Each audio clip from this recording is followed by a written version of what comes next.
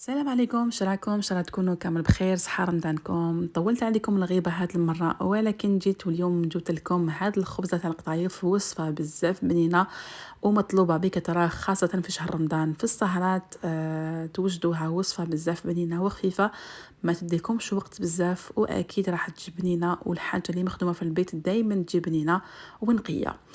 بدون اطاله نروح ان شاء الله للمقادير. قبل هذا ما عليكم غير ديروا جيم وبارطاج لا فيديو، واشتركوا في القناه مع تفعيل زر الجرس هكذا باش يوصلكم كامل الوصفات اللي نحط لكم. نروح ان شاء الله للمقادير واش نسحقوا هنايا. عندي كميه القطايف، انا كنت ديت قطايف يعني مصنوعه في البيت، تلقاو يتباعوا في الاسواق، والا تحبوا ديروا كنافه ميهمش، يعني اي نوع كان عندكم تفتحوها مليح مليح هكذايا، ونضيف لها كميه تاع السمن يكون دايب، نشمخوها مليح بالسمن، مغرفه كبيره تاع لافاني اللي راح تمد لها ريحه شابه وتحميره، ورشه تاع المزهر. بعد ما خدمت مليح هذوك القطايف تاعي، نجيب المول اللي راح ندخله للفرن اللي فيه 20 سنتيمتر. انا ما يهمش قطر تاع المول شحال فيه، يعني يرجع لكم على حسب الكميه تاع القطايف اللي عندكم. دهنته مليح بالسمن، ونحط القطايف تاعي هكذايا، ونسيي نستويها مليح مليح. يعني راح تاخذ الشكل تاع المول اللي عندي.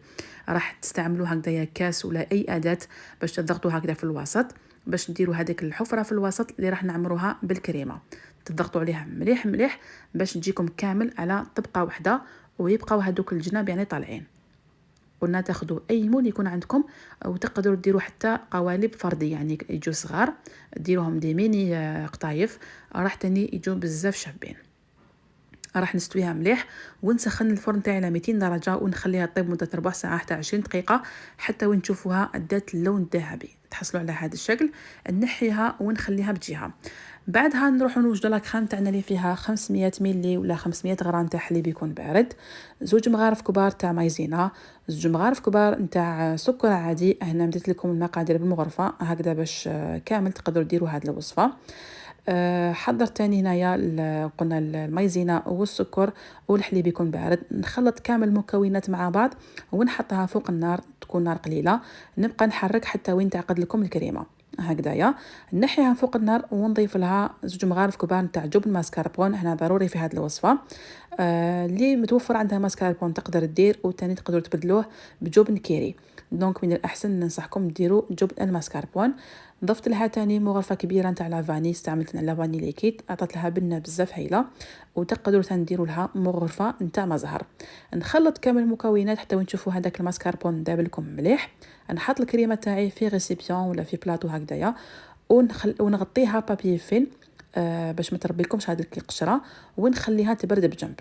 بعدها نروح نجيبوا قطايف تاعنا بعد ما كانت طابت، نخرجها من الفرن، ونسقيها بالشربات اللي كنت درتها بكاس تاع الماء، نص كاس تاع السكر، نخليها تغلي مده 10 دقائق، ونطفي عليها ونخليها تبرد، ونضيف لها مغرفه كبيره تاع مزهر. هذه الشربات اللي راح نسقي بها القطايف تاعي، تحضروها من قبل وتخلوها بجهه. بعد ما تخرجوا خبزه القطايف تاعكم من الفرن، تكون هذيك الشربات واجده، تسقيوها مباشره، والقطايف تكون شويه دافيه.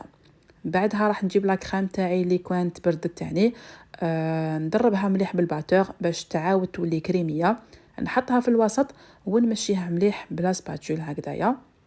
هنا تاني عندي الفوغاج تاع الفرomboise اللي كنت ديتو من لا مارك بات برو، بنه بزاف هايله وناقص حلاوه، وجاب بزاف بزاف بنين مع هذه الوصفه. وتقدروا تنديروا اي ذوق حبيتوه. بالنسبه للتزيين، عندي لا فريس كنت قطعت حبه على 4، ندورها كامل هكذا مع الظرف، وفي الاخير نمسحها بلا جولي باش تعطيها لمعه شابه، وتبقى محافظه على اللون تاعها. كانت هذه هي وصفتنا لنهار اليوم، وصفة بزاف بنينة وخفيفة. نتمنى انكم ان شاء الله تجربوها وتخلوا لي رايكم في التعليقات.